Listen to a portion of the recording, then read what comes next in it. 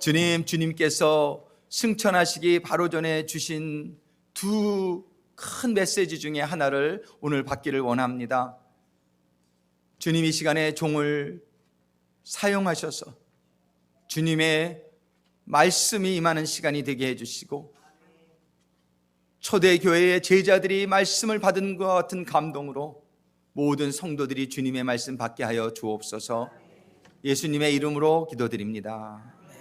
앉으시겠습니다. 우리 주님께서 이제 사역을 마치시고 이 세상을 떠나시게 될 때에 제자들을 찾으셔서 이제 부활하신 후죠. 부활하신 후에 제자들을 찾으셔서 4가지 정도의 사실 교훈을 주셨는데 오늘 첫 번째, 두 번째 살펴보고 다음 주에 세 번째, 네 번째를 살펴보려고 그래요. 오늘 본문의 말씀에 보면은 첫 번째 우리 주님께서 무슨 말씀을 하셨냐면 평강이 있을지어다 이런 말씀을 하셨어요. 평강이 있을지어다. 그리고 두 번째로는 아버지께서 나를 보내신 것 같이 나도 너희를 보내노라 이 말씀을 하셨어요. 그리고 세 번째는 성령을 받으라. 그리고 네 번째는 너희에게는 죄사함의 권세가 있다 이런 말씀을 주셨어요. 근데 오늘은 첫 번째, 두 번째에 대해서 살펴보기를 원해요. 주님께서 이제 3일 후에 무덤에 들어가신 지 3일 만에 부활하셔가지고 제자들을 찾으셨을 때 첫 번째 하신 말씀이 평강이 있을지어다 이렇게 말씀하셨어요. 평강이 있을지어다. Peace be with you. 이 평강이라고 하는 것은 얼마나 좋은지 몰라요. 우리가 아무리 재산이 많고 뭐가 되고 그래도 마음이 불안하고 염려가 많고 그러면은 행복할 수가 없지요. 그래서 평강이라고 하는 건 얼마나 좋은지 몰라요. 우리가 늘 평안하기를 원합니다. 정말 우리가 늘 마음이 아주 편안하고 그런 가운데에 우리의 기쁨이 오고 그게 행복한 거죠. 그래서 주님께서 정말 이 세상의 모든 사역을 마치시는 시점에서 몇 마디로 사역을 정리해 주시는 첫 번째가 평강이 있을지어다 이거예요. 우리가 근데 이 평강이 있기를 참 원하는데 우리 마음에 불안한 마음들이 들어서게 되는 걸 볼 수 있어요. 저도 요즘 저희 이제 아버님이 두 분 다 치매를 드셨잖아요. 아버님은 좀 별로 그러지 않으신데 어머님이 좀 심하세요. 얼마 전까지는 조금도 움직이질 못하시고 의식이 없을 때는 또 그것이 낫게 되기를 간절히 기도했는데 저희가 또 이렇게 이제 약을 좀 끊고 하다 보니까 요즘 기운이 좀 나셔가지고 일어나서 걸어도 당기시고 그러시는데 며칠 전에 밤에 막 나가시려고 그러셨다는 거예요. 그래서 우리 아버님이 정신이 좀 있으셔서 그거를 막으셨다 그래요.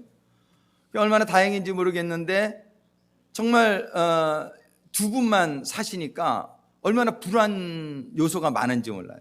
그리고 지난번에 방문했더니 거기 수의분도 그렇고 그 아파트의 주변에 사시는 분들이 어떻게 두 분만 저렇게 두십니까? 이거 아주 위험한 일입니다. 그럼 저한테 얘기하시는 거예요. 그래서 저도 요양원에 보내드리는 것도 많이 생각하고 다른 방법을 생각했지만 요양원에 보내들어가는 걸 우리 아버님이 너무 원치 않으셔 하시는 거예요. 정말 아버님의 삶이 그 다 담겨져 있는 아버님의 그런 작품들과 이제 그런 것들이 너무 소중하셔가지고 저보고 부탁을 하시는 거예요. 전 요양원에 보내지 말고 나 좀 여기 좀 더 살게 해달라고. 그러니 어떻게 그렇다고 어머님 혼자만 또 보내드리기가 뭐한 게 어머님이 없으면은 그나마 아버님이 또 너무 외로워하시는 거예요. 지난번에 허리가 부러지셨을 때 제가 갔었잖아요. 며칠 동안 병원 가시는데 아버님이 하루 집에 좀 계신 적이 있어요. 전화를 했더니 너 왜 나 안 데리러 오는 거야? 그래서 눈물을 갔더니 뚝뚝뚝뚝 흘리면서 나 혼자 못 있겠어 그러시는 거예요. 이게 치매가 되시면 굉장히 좀 심령이 이렇게 어려지시는 그런 게 있어요. 그 전에 혼자도 많이 다니시더만. 지금은 이 두 분을 떼어놓을 수가 없어요. 그러니까 어쩔 수 없이 그냥 그 아파트에 두 분이 계시게 하는 거예요. 너무나 감사한 건 요양사님들이 아침 저녁으로 오셔서 식사는 챙겨드리고 하니까 너무나 감사한데 제 마음이 그걸 생각하면은 얼마나 불안한지 몰라요. 우리가 불안해요. 이런 불안 요소가 있어요. 또 자녀들이 제 세 자녀지만 이렇게 또 멀리 나가 있으니까 며칠 전에도 우리 둘째가 전화를 했어요. 근데 막 울어요. 가슴이 철컥 내려앉는 거죠. 무슨 일이야 했더니 아빠 또 티켓 띄었어. 스피딩 티켓을 떼가지고 얘가 그냥 제가 그 바로 전날 전화했거든요. 야, 보험료 많이 올랐으니까 또 절대로 티켓 또 띄면 안 된다. 근데 그 다음날 뛴 거예요. 아유, 나는 또 뭐 더 큰 일, 무슨 큰 일이 또 사고라도 난 줄 알았는데 사고 안 나고 티켓이라 얼마나 다행인지. 괜찮아, 회개하고 이제 앞으로 뛰지 않도록 조심해. Learn from painful experience.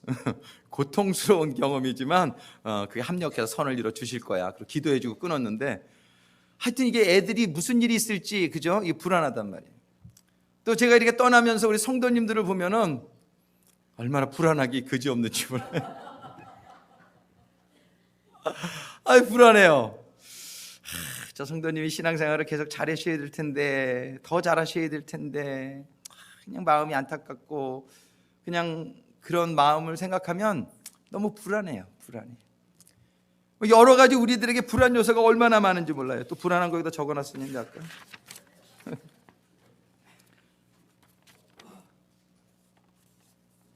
제가 이 다음에 치매 들까 봐 불안해요. 우리 아버님 어머님이 치매가 드셨으니까 이 유전적인 요소가 있는지 없는지 확실히 모르지만 제가 그런 증세가 보일 때마다 하나 이거 치매 드는 거 아닐까? 그 불안 요소예요. 불안 요소. 그죠? 우리 건강에 대한 불안, 어떤 경제적인 상황에 대한 불안, 자녀들에 대한 불안 요소, 그죠? 부모님에 대한 불안, 그죠? 이런 신앙적인 불안 요소, 이런 것들이 이렇게 항상 있어요. 우리가 이게 없을 수가 없죠. 이 세상에서 이런 고난들이 다 있단 말이에요. 근데 우리가 이 불안해하는 우리 이 자녀들, 이 제자들에게 찾아온 거예요. 예수님이. 제자들이 왜 불안해했을까요? 아니, 그렇게 하나님처럼, 하나님이시죠, 우리 주님이. 너무나 믿고 따르던 그 주님이 어느 날 십자가 달려 돌아가 버리신 거예요. 떠나버리신 거예요. 그들의 곁을 떠나가 버리신 거예요. 그러니까 이 제자들이 얼마나 불안했겠어요. 그래가지고서 또 핍박이 시작되는 거예요. 그러니까 그냥 방을 꽁꽁 닫고서 11제자가 모여 있었던 거예요. 불안했던 거예요. 근데 주님께서 오셔가지고 너에게 평강이 있을지어다, 이렇게 말씀하세요. 근데 우리의 질문은, 아이, 평강이 있으라고 그러시는데, 아이, 불안한 거를 어떻게 해결합니까? 이런 거 어떻게 해결합니까? 예. 우리는 왜 우리가 불안한지를 이해할 수 있게 되기를 바라요. 우리가 불안한 이유는 첫 번째, 하나님에 대한 온전한 믿음이 부족해서 불안한 거예요. 성경에 보면 뭐라고 말씀하시냐면 하나님은 천지를 창조하셨고 만사를 주관하신다고 말씀하시고 계시단 말이에요. 아멘입니까? 하나님은 천지를 창조하셨고 이 세상의 모든 일을 주관하고 계신다라고 성경에 얘기하신단 말이에요. 하나님은 우리의 머리카락까지 다 세신다고 말씀하신단 말이에요. 하나님 우리의 모든 고난을 다 알고 계신다고 말씀하신단 말이에요. 그리고 하나님은 전지전능하신 하나님이라고 우리가 알고 있단 말이에요. 그렇다면 저는 불안하지 말아야 돼요. 제가 우리 부모님이 그렇게 위험한 지금 상황, 인간적으로 보면 너무나 불안한 상황이지만 제가 하나님을 정말 믿는다면, 제가 하나님한테 기도하니까 하나님이 구하라 그러면 주신, 기도 안 하고 불안해하지 않는 거는 그거는 뭐라고 그래야 되나요? 그런 거를 좀 무식하다고 그래야 되나? 기도도 안 하고 그냥 뭐 아무 일도 없겠지, 이거는 성경적이지 않아요. 하나님은 불안한 게 있으면 너희들은 구하라 그러셨어요. 그래서 저는 우리 부모님을 위해서 하루도 빠지지 않고 기도합니다. 오늘도 하나님이 우리 아버님 어머님을 지켜주세요. 그럼 기도를 했으니까는 하나님이 어떻게 하시겠어요? 지켜주실 거란 말이에요. 아멘입니까? 우리 자녀들을 위해서 제가 하루도 기도를 빼먹는 적이 없다. 그런 자녀들을 내가 불안해하는 마음은 기도를 하고 나서도 믿질 못하니까 불안한 거예요. 우리 성도님들을 위해서도 제가 하루도 빼놓지 않고 기도를 한단 말이에요. 이 성도님들에 대해서 근데 불안해하는 것은 내가 믿음이 부족한 결과란 말이에요. 그러니까 믿음이, 우리 오직 의인은 믿음으로 살리라 성경이 이렇게 얘기를 하는데 우리들은 믿음이 부족한 거예요. 내 건강이 좀 어떻게 되지 않을까? 내 자녀들이 어떻게 되지 않을까? 잘못되지 않을까? 이런 불안은 기도하지 않았거나 기도를 했는데도 믿지 않았거나, 그래가지고 우리는 불안한 거예요. 우리는 기도하는 가운데에 믿음이 회복될 수 있게 되기를 주님의 이름으로 축원합니다. 그래서 우리 주님은 너희는 평강할지어다 하시는 말씀에 너희는 믿음을 가지고 늘 구하여야 될지라, 이런 말씀을 하시는 거예요. 우리가 신앙생활 가운데 여러분들 불안한 게 오면은 그 순간에 여러분들이 기도하실 수 있게 되기를 주님의 이름으로 축원합니다. 기도할 때에 우리 주님께서 우리의 믿음을 회복시켜 주시고 그 문제를, 그 어려움을, 그 불안 요소를 해결해 주실 줄로 믿습니다. 이게 주님이 하신 말씀인데 저도 이렇게 떠나는 가운데에 동일한 마음이란 말이에요. 정말 우리 성도님들이 또 담임사관이 바뀌니까 뭐 좀 불안 요소가 될 수 있단 말이에요. 또 이렇게 새 사관님이 오시면 또 뭐 이렇게 다 이렇게 뭐 스탑되고 뭐 이렇게 또 다시 이렇게 좀 바뀌는 거 아닐까? 어떤 그런 불안 요소가 있을 수 있단 말이에요. 근데 그거는 우리 인간적인 생각이에요. 우리 주님이 우리가 기도할 때에 우리 교회를 더욱더 모든 일을 합력해서 선을 이뤄 주실 줄로 믿습니다. 이게 믿음이란 말이에요. 이런 믿음이 있으면은 담임사관이 바뀌건 나에게 병이 나건 사업에 문제가 생기건 어떤 일이 생겨도 우리가 기도할 때에 우리가 평안하게 될 수 있을 줄로 믿습니다. 우리 주님께서는 이거를 부탁하신 거예요. 우리 주님은 우리가 행복하기를 원하십니다. 우리 주님은 우리가 평안하기를 원하십니다. 그래서 우리 주님께서는 너희들은 나를 믿는 가운데 기도하는 가운데 평강할지어다 이렇게 말씀하시는 거예요. 아멘입니까? 아멘입니다. 어떠한 문제가 나오든지 여러분들이 우리는 믿음의 사람들이니까 믿지 않는 사람들이 불안해하지 않는 거는 그것도 무식한 거예요. 믿지 않은데 뭘 믿고 저 사람들이 저렇게 사나? 근데 우리는 믿을 하나님이 있다는 게 놀라운 축복인 줄로 믿습니다. 우리는 하나님이 살아계시고 전지전능하시고 구하라 그러면 주신다고 약속하신 말씀대로 행하시는 하나님이시기 때문에 우리는 믿을 수 있는 구체적인 대상이 있다는 거예요. 그 우리 하나님은 모든 것을 들으시고 불안 요소를 제거해 주실 거라는 것이에요. 그래서 우리가 불안해지는 첫 번째 이유는 우리의 믿음이 부족하기 때문입니다. 근데 두 번째 또 불안해지는 원인이 있어요.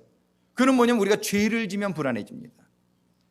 왜 그러냐면 죄는 죄의 싹은 사망이기 때문에 우리가 죄를 짓는 순간 그 죄값으로 우리가 사망의 불안감이 우리에게 오게끔 되어 있는 거예요.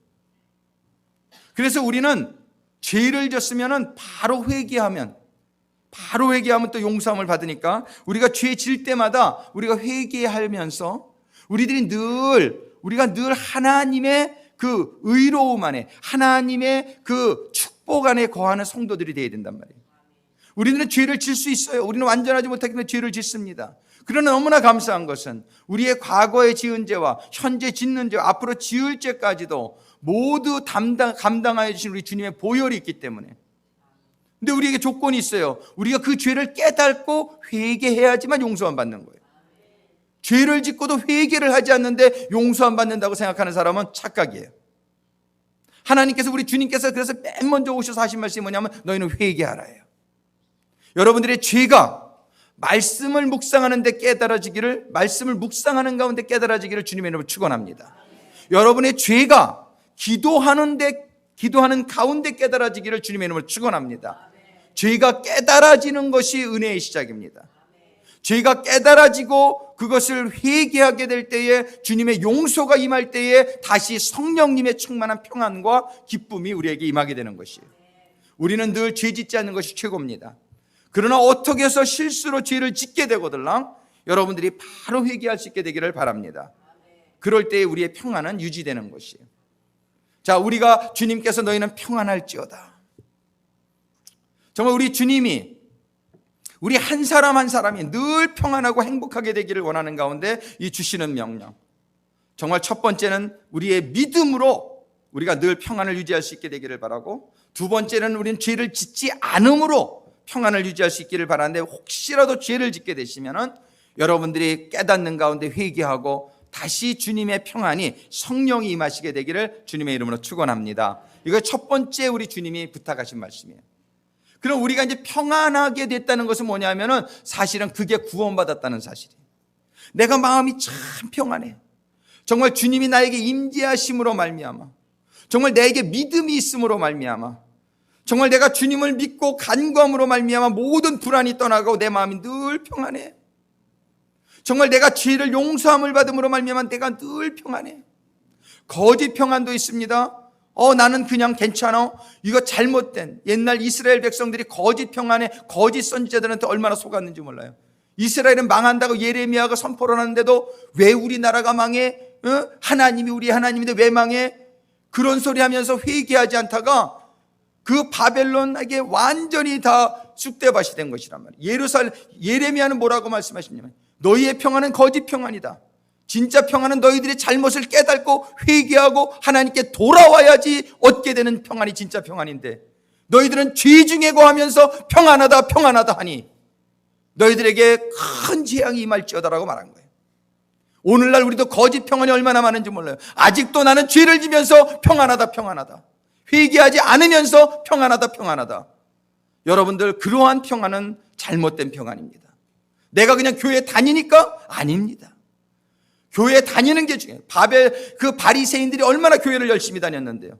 그러나 그들은 주님께서 너는 독사의 새끼들이요, 너는 회칠한 무덤이라고 말씀하신 거예요. 우리는 교회 다닌다고 여러분들 안식하지 않게 되기를 바라요. 내가 교회의 어떤 직분자라고 평안을 갖지 않게 되기를 바라요. 여러분들이 평안을 가질 수 있는 유일한 이유는 여러분들이 믿음을 가짐으로, 하나님의 말씀에 순종해서 죄를 안 짐으로 하나님이 여러분들 심령 안에 거할 때 임하게 되는 평안, 그 하늘로부터 임하는 평안, 그 평안을 받으시고 누리시게 되기를 주님의 이름으로 축원합니다. 두 번째로 우리 주님께서는 이제 너희가 진짜 평안을 받은 자들은 구원받은 자란 말이에요. 진짜 평안을 받은 자들은 하나님의 나라가 임한 자들이란 말이에요. 이제 그 사람들에게 하나님이 두 번째 부탁을 하십니다. 두 번째는 아버지께서 나를 보내신 것 같이 나도 너희를 보내노라, 이렇게 말씀하십니다. 아버지께서 나를 보내신 것 같이 나도 너희를 보내노라. 이제 평안이 임한 사람들에게 하나님께서는 한 단계 더 챌린지를 주시는 거예요. 그게 뭐냐면 내가 평안이 임했다고 가만히 있는 것이 하나님의 성도의 삶이 아니라는 걸 말씀하시는 거예요. 왜? 하나님께서 우리들에 대한 기준이 뭐냐면요, 하나님은 우리가 하나님과 같이 되어지기를 바라는 거예요. 그래서 마태복음 5장 48절의 말씀에 보면 하나님께서 뭐라고 말씀하시냐면 하늘에 계신 아버지가 온전하신 것과 같이 너희도 온전하라, 이렇게 말씀하시다. 신앙의 성숙에는 세 가지 단계로 나눠볼 수 있어요. 첫 번째는 하나님께서는 오라, 다 내게로 오라, 이렇게 말합니다. 수고하고 무거운 짐진 자들아 다 내게로 오라. 신앙의 첫 번째 단계는 무조건 예수님 앞에 나오는 것이 첫 번째 단계예요. 그런데 주님께서는 이제 내 앞에 나와왔는데 이제는 너희들이 옛사람의 습관을 벗어던지고 옛날 죄악의 삶의 스타일을 버리고 이제는 새로운 삶을 살면서 변화받고 성숙하게 되라는 거예요. 삶이 바뀌라는 거예요. 교회 다니기 전이나 교회 다니고 후나 아무런 변화가 없다면 여러분들은 교회는 나왔지만 1단계까지는 왔지만은 그 다음에 변화와 성숙이 없으면은 여러분들은 2단계를 넘어가지 못하는 거예요. 2단계는 뭐냐면은 하나님의 말씀과 기도 가운데 우리가 변화받고 성숙되는 단계예요. 이렇게 변화받고 성숙되어 가는데 진정한 평안이 우리들에게 임하게 되고 진정한 구원이 우리들에게 임하게 되는 거예요. 근데 그렇게 구원받은 자로서 하나님께서는 이제 너희들은 세상으로 가라는 거예요. 이 단계가 신앙생활의 최고의 단계입니다. 왜 우리는 가야 됩니까? 가야 되는 이유가 분명히 있단 말이에요. 가야 되는 이유는 뭐냐면 하나님의 말씀은 말에 있지 아니하고 하나님의 말씀은 능력에 있다라고 말씀, 실천에 있다라는 거예요. 하나님의 말씀은 마음으로 믿음으로만 되는 것이 아니라 행함이 따라야 된다라고 말씀하시는 거예요. 이래야 믿음이 온전해지는 거라고 말씀하시는 거예요. 그러니까 우리는 하나님이 우리를 변화시키고 발전시키고 성숙시켜가지고 하나님과 같은 단계에 이르기를 원하신단 말이에요. 이 꿈을 우리가 가져야 되는데 우리가 아버지가 되어보기 전에는 아버지의 심정을 잘 몰라요. 우리가 부모님이 되어보기 전에는 부모님의 심정을 모르듯이 우리가 목자가 되어봐야 우리 주님의 심정을 비로소 깨닫게 되고 주님을 닮아가는 단계로 갈 수 있다는 것이에요. 그래서 우리 주님께서는 너희들은 가라는 거예요. 너희들은 가서 모든 족속으로 제자를 삼으라는 거예요. 근데 이걸 가만히 한번 생각해 보세요. 주님이 그걸 어떻게 표현하시냐면 아버지께서 나를 보내신 것 같이 나도 너희를 보내노라, 이렇게 말씀하십니다. 하나님 아버지께서 예수님을 이 땅에 보내신 것처럼 예수님이 그 제자들을 보내노라 말씀하시는 거예요. 오늘 이제 목자로 임명, 목자로 임명받으신 여러분들은 바로 그런 임명을 받은 거예요. 이게 얼마나 놀라운 축복이요 영광입니까?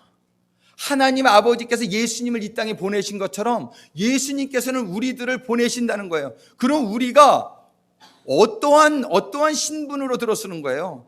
우리는 예수님과 같은 신분에 들어서는 거예요.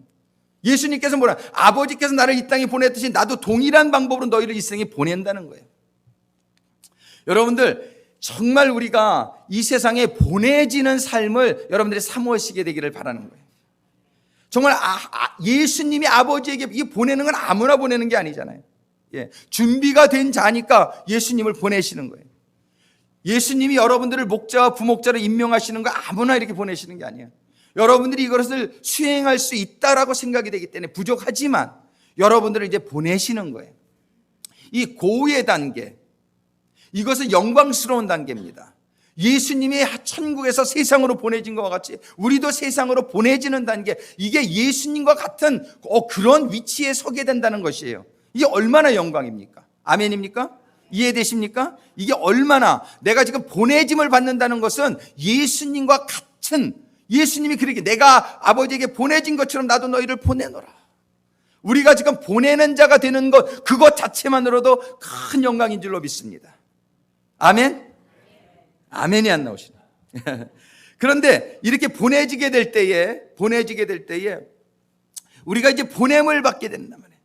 이렇게 보냄을 받게 되는데 우리에게 이 보내는 것이 이게 얼마나 어려운지 몰라요.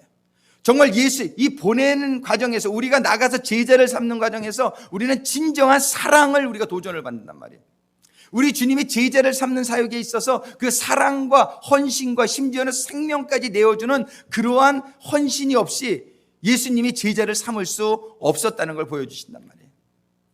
우리는 예수님같이 이 세상에 보내짐을 이제 받게 되기를 소망합니다. 오늘 임명받으신 분들은 보내지신 분이다 이렇게 컨시더 하시게 되기를 바라요. 그리고 이렇게 보내지는데 이 보내지는 게 보통 도전의 사역이 아니란 말이에요. 이 목회자들의 똥은 개도 안 먹는다 그래요. 왜 그러냐면 너무 속 썩어가지고 똥이 대부분 굉장히 아주 맛이 없나 봐.